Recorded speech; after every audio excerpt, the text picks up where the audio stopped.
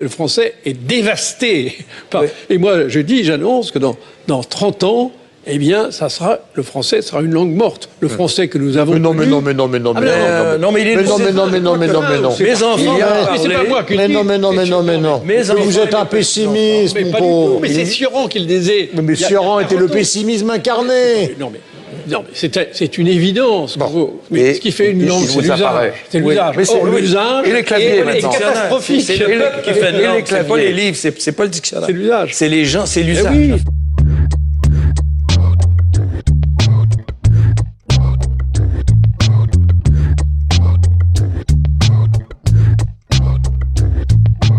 Salut, c'est Thomas Rozek. Salut, c'est Laëlia Véron du podcast Parler comme jamais. Récemment, ma camarade Lorraine Bess, qui prépare ce podcast au quotidien avec moi, a attiré mon attention sur une interrogation en cours dans le monde de la justice. De plus en plus, les magistrats sont amenés à s'interroger sur le sens des emojis, ces symboles qui régulièrement ponctuent nos conversations numériques. Est-ce qu'un emoji couteau peut constituer une menace de mort ? Est-ce qu'un emoji cœur envoyé par un supérieur hiérarchique peut attester d'un cas de harcèlement ? Ça nous a donné envie à nous d'élargir la réflexion et de se demander quelle est la place et le rôle des emojis dans notre langage.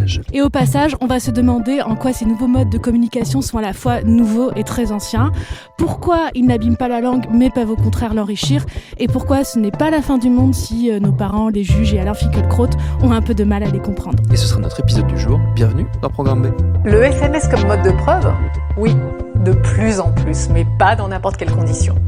En mars dernier, les juges du tribunal correctionnel de Valence ont considéré qu'envoyer un émoticône en forme de pistolet par SMS était constitutif d'une menace de mort matérialisée par image. Et notre invitée pour en parler, c'est ta co-autrice, Laëlia Maria Candéa, avec qui tu as écrit le livre « Le français est à nous », paru cette année aux éditions de La Découverte. Tout à fait, et avec elle, on a commencé par se demander si les emojis c'était vraiment nouveau. Le fait d'utiliser des symboles pour se parler, c'est quand même nouveau, malgré tout, parce que c'est très nouveau qu'on puisse en fait communiquer par l'écrit, immédiatement. C'est ultra récent. Enfin, c'est la première fois dans l'humanité que les gens utilisent l'écrit pour des conversations, en fait. Ce qui n'est pas nouveau, c'est d'utiliser l'écrit en l'enrichissant avec des dessins, avec une mise en page rigolote, avec la taille des caractères. Enfin, on pense au Moyen-Âge, il y avait des manuscrits. Les manuscrits, c'était pas de l'écrit comme ça au kilomètre, avec la même police toujours partout. C'était des gens qui écrivaient à la main et qui décoraient énormément leurs manuscrits. Donc, ils enrichissaient déjà, il y a des centaines d'années, leur texte avec finalement un apport esthétique, purement esthétique, qui rajoutait du sens au texte. Donc, et on peut aussi penser aux hiéroglyphes que tout le monde connaît. C'est plus ancien. C'est un peu la référence qui vient tout de suite. Bah oui, c'est pareil, ils passaient un temps infini à dessiner des petits trucs alors que ça aurait été beaucoup plus efficace de trouver un autre système d'écriture. Donc voilà, en fait, ça fait très longtemps qu'on utilise des images pour communiquer, mais pas de façon instantanée. Là, ce qui est nouveau, c'est que l'image est déjà faite, elle est disponible, et on peut juste la sélectionner et être toujours dans l'immédiat de l'échange, tout en utilisant un code écrit, enrichi. Moi, j'ai l'impression d'avoir encore 14 ans, j'ai pas grandi. Pourquoi ? Parce que je mets un emoji à chaque message, à chaque fin de phrase. Mais j'ai des emojis partout. Il faut me comprendre aussi, c'est super dur d'échanger par message. Je pense qu'on est tous d'accord là-dessus. Quand t'envoies un message, c'est pas comme si t'avais la personne en face de toi. Tu connais pas son intonation, tu connais pas spécialement son but, tu connais pas la façon dont il a envie de te le dire. Et les emojis, c'est la solution au problème. Par exemple, quand on parle des émoticônes, on pense aussi aux signes de ponctuation qu'on a détournés pour faire des petits bonhommes. Et ça, par exemple, c'est pas du tout nouveau. Il y a des articles qui parlent de ça, qui disent que ces premiers émoticônes-là datent de 1881. Alors, on peut trouver des traces, effectivement, depuis qu'on a l'imprimerie, on a des traces de gens qui ont essayé d'utiliser les caractères d'imprimerie pour construire des visages ou exprimer en fait des émotions. Mais c'était surtout la première fonction, c'est drôle en fait, c'est ludique, c'est rigolo d'enrichir un code qui est linéaire et qui est austère avec ce genre de choses. Mais ça fait partie du langage, parce qu'on se dit souvent, ah là là, ces jeux-là, ça dégrade la langue. Non, ça fait partie de la langue, qu'elle soit verbale ou non verbale. Le langage a pour fonction de communiquer en général, mais pas juste des informations. On communique aussi des émotions et on utilise aussi le langage avec des visées esthétiques et ludiques. Il ne faut pas réserver ça aux émoticônes en mode « Oh mon Dieu, le jeu avec la langue, c'est une dégradation ». Non, c'est un principe de la langue. Et si vous êtes geek, vous connaissez déjà l'emoji et l'émoticône. Un emoji, c'est une émoticône iPhone ? Ouais, un téléphone en général pour exprimer nos émotions plus facilement. C'est ça. Vous faites souvent? Oui. Tout le temps. Pourquoi est-ce qu'on a du mal, du coup, à avoir l'impression que la langue, ça peut être ludique? Pourquoi on a... C'est une vraie question, je sais pas, c'est quelque chose qui est assez paradoxal en fait. C'est ce qu'on fait tous les jours et on a du mal à le penser. Peut-être parce qu'on a une conception très scolaire de la langue écrite. C'est peut-être ça qui déforme un peu notre imaginaire, je sais pas, peut-être que parce qu'on pense toujours aux écrivains classiques quand on pense à l'écrit, alors qu'on utilise l'écrit depuis toujours, tout le temps, de plein de manières différentes. Et puis parce que je pense que le jeu avec la langue, suivant qui le fait, dans quel contexte, on va le voir autrement et le hiérarchiser autrement. Le jeu avec la langue, c'est le principe de la littérature quand même. C'est le principe, par exemple, jouer avec la ponctuation, les signes de ponctuation, Apollinaire le fait, on trouve ça très bien. Cocteau le fait aussi, Cocteau le fait. Et on voit ses lettres dans des musées, par exemple. Et voilà, alors lettres, qu'il fait des dessins partout. Voilà, il fait des dessins partout, on trouve ça magnifique parce que c'est Cocteau, en fait.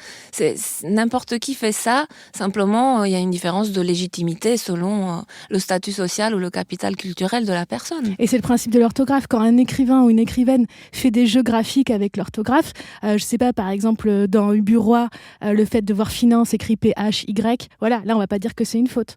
On va dire que c'est un jeu graphique. Donc, suivant, c'est des mêmes attitudes vis-à-vis de la langue, simplement, elles sont plus ou moins conscientes, elles sont plus ou moins valorisées. Mais personne ne penserait à dire que, voilà, Cocteau, quand il fait des dessins dans ses lettres, c'est le signe qu'il sait pas écrire. Je voulais aussi citer Hervé Bazin, parce que c'est amusant aussi, il a écrit un bouquin qui s'appelle Plumon l'oiseau, où il s'amuse à inventer d'autres signes de ponctuation, parce qu'on connaît le signe d'interrogation, on connaît le signe d'exclamation, le point, enfin la liste est très très brève en fait, et lui il invente le point de doute, le point de conviction, le point d'acclamation, le point d'autorité, le point d'amour, et il utilise le point d'ironie. Par contre il l'invente pas, ça c'est un point qui a été énormément défendu par plein de gens. Ils trouvaient que c'était extrêmement utile, que c'était indispensable d'avoir à l'écrit un point pour marquer l'ironie. Et en gros, c'est un signe d'interrogation mais à l'envers qui a été proposé et qui ne s'est pas imposé, mais son utilité a été très souvent défendue. On peut citer aussi Alain Damasio qui, dans ses livres, utilise souvent des ponctuations, voire invente des ponctuations et toute une symbolique. Si on en revient aux emojis, est-ce que l'une des clés de compréhension de l'incompréhension, justement, ou du fait qu'on puisse mal percevoir l'utilisation qui en est faite, est-ce qu'il y a une question de génération aussi derrière tout ça? Est-ce que c'est tout simplement que ce sont les codes d'une nouvelle génération et que, par essence, les générations ont toujours du mal à se comprendre quand il y a des nouveaux usages du langage qui s'installent? Oui, il y a probablement ça aussi, ça arrive à chaque fois qu'il y a un support nouveau, mais en fait ce qui est intéressant c'est qu'on fait la même chose, on prend toujours toutes les ressources pour communiquer, que ce soit à l'oral ou à l'écrit, on prend tout ce qu'on a sous la main, donc là voilà, on a eu ce nouveau besoin de communiquer à l'écrit et immédiatement on a fait la même chose qu'on a toujours fait, on a enrichi, on a mis des images, évidemment il y a du commercial aussi derrière, les plateformes ont inventé des images, ont rajouté des images, ont étudié quelles sont les images qui vont être plus souvent utilisées que d'autres, etc. Donc c'est très complexe. Après, les phénomènes générationnels, bien sûr, on les trouve avec absolument tout comportement social. Il n'y a aucune raison qu'on ne les retrouve pas là.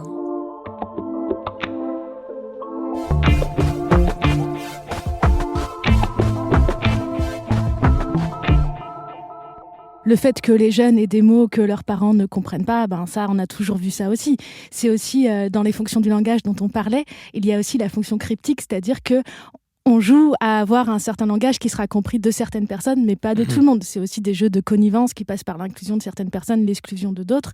Mais c'est vrai que si on revient sur le point de départ qui était la décision en justice, c'est quelque chose qui se pose dans la justice. Le fait qu'à des moments, on a des juges qui souvent sont des personnes quand même d'une certaine génération, d'un certain milieu social, qui ne comprennent pas, des fois, le langage des personnes prévenues. Et ça peut passer par les émoticônes, mais ça passe aussi par autre chose. Il y avait, par exemple, le mot « lol » qui n'était pas compris. Oui. Le juge pensait que c'était des initiales. Il demandait qui était désigné par ces initiales. Donc voilà, on a ces phénomènes de non-compréhension et qui ne sont pas spécifiques à notre époque, qui se rencontrent à chaque fois. C'est normal que les nouvelles générations créent de nouveaux codes. Est-ce que les emojis peuvent être considérés comme une forme d'argot, quelque part? Oui, bien sûr. Surtout qu'il y a toujours c'est pareil, c'est un phénomène qui est aussi ancien que la communication langagière.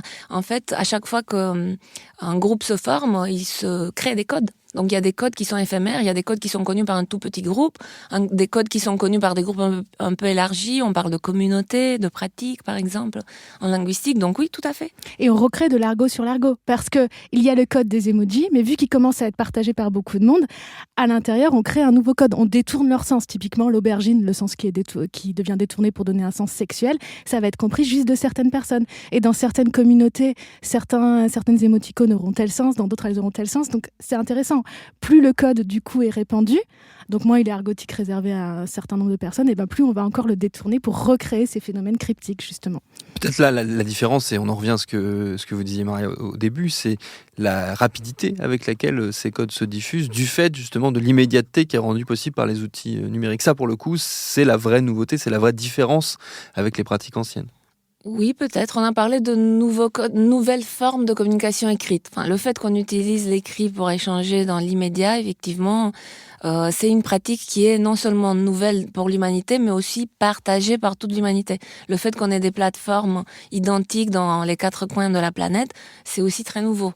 Donc et en fait, ça donne aussi des malentendus culturels. En fait, certains emojis peuvent être compris différemment parce que ça fait des allusions à des expressions dans une langue, pas dans une autre, etc. Donc on retrouve à la fois une communication mondiale et à la fois des malentendus aussi interculturels. Oui, c'est ce que j'allais dire, parce qu'inversement, il y a aussi des codes qui, pour le coup, passent de culture en culture, des cultures qui, des fois, se développaient un peu en parallèle et qui, là, maintenant, ont quasiment une base de langage commune. En tout cas, sur certains emojis, ça peut fonctionner. Mais ce qu'on va avoir, je pense, assez rapidement, ça va être des dictionnaires, des glossaires de sens d'émoticônes, comme on le voyait avec les premiers émoticônes, avec les parenthèses, les 2 points, etc.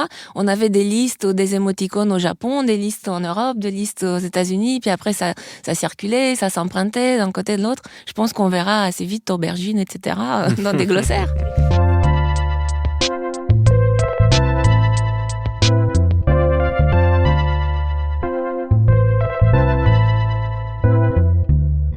Pour revenir à la nouveauté, je pense qu'une des nouveautés, c'est que, comme pour beaucoup de communication numérique, ça brouille un peu les frontières entre oral et écrit, parce que dans la catégorie, souvent quand on dit les émoticônes, ça sert à rien, en fait, ça sert à quelque chose qui est de compenser une perte qu'on a à l'écrit, souvent du langage oral. Typiquement, les émoticônes, ça peut servir à donner le ton.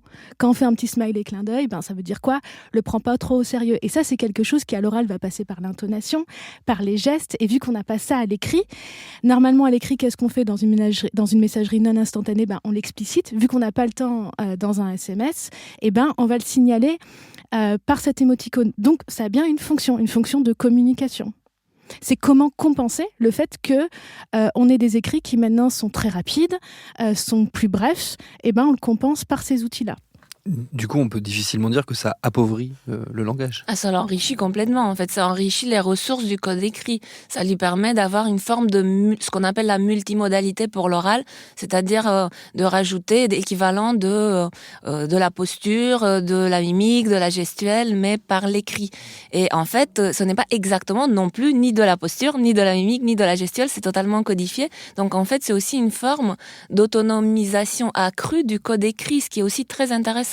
Parce qu'on lit l'écrit par image. En fait, quand on lit les mots, on ne déchiffre pas, sauf quand on apprend à lire et à écrire quand on est petit. Mais après, on ne déchiffre pas, on lit les mots comme des images. Et en fait, en enrichissant énormément ce code, on aboutit à une communication instantanée très efficace par l'écrit, qui ne passe pas du tout par une oralisation. C'est-à-dire que les émojis, on ne sait pas les lire à haute voix. Ils n'ont aucun équivalent à haute voix. Et c'est de plus en plus un phénomène qui est décrit sur l'écrit. Donc, justement, ça brouille les frontières. Justement. Voilà. Parfait. Mais sur les personnes qui disent que c'est une dégradation de la langue, par exemple, moi personnellement, si on me répond que par emoji, ça va m'énerver.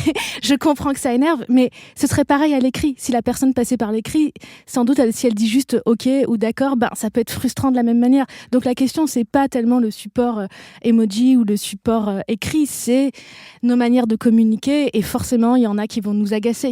Mais je pense pas que le problème, ce soit le support. Souvent, je trouve que la question est mal posée. C'est normal de trouver que certains langages sont pauvres ou nous conviennent pas ou nous agacent, mais je pense que si nous agacent, ce serait la même chose que ça passe par le verbal ou le non-verbal. Est-ce qu'on peut imaginer les emojis sortir justement de ces canaux de communication dans lesquels pour l'instant ils sont principalement utilisés, c'est-à-dire les communications très rapides par téléphone ou par Internet? Est-ce qu'on peut imaginer la constitution de la République française rédigée avec des émoticônes? C'est prématuré. C'est un peu trop tôt. Ouh là là, Maria, tu vas achever Alain Finkielkraut si tu dis ce genre de choses, quoi. Mais est-ce qu'on peut imaginer que justement, avant que ça ne touche la Constitution, ça puisse, on parlait de littérature tout à l'heure, ça puisse arriver de plus en plus dans l'outillage? C'est déjà le cas, c'est déjà dans la littérature. On parlait des lettres de Cocteau, il y en a. Apollinaire joue aussi avec les signes de ponctuation, les lettres, en jouant sur la frontière écrit-oral, dessin, écrit. En fait, c'est déjà le cas. Les hiéroglyphes, ça a déjà existé, comme dit Maria. C'est juste que on est habitué, encore une fois, à réserver ces jeux avec la langue à certains domaines et à les considérer comme nobles, comme intéressants dans certains domaines. Comme la création littéraire prend de plus en plus des supports numériques, forcément, on verra des émoticônes dans les créations littéraires. Oui, Maria a tout à fait raison. Il y a de plus en plus de livres qui vont jouer sur le numérique, que ce soit en demandant aux lecteurs, aux lectrices de lire sur du numérique, ou que ce soit en intégrant, par exemple, des communications numériques, des tweets, etc. Et donc, on a déjà aussi les émoticônes dans la littérature. On les verra dans les bandes dessinées. Je veux dire, c'est normal, c'est notre époque. Donc, il n'y a aucune raison de les garder à un domaine restreint. C'est comme la même chose pour les acronymes, le langage SMS, qu'on retrouve aussi dans d'autres domaines.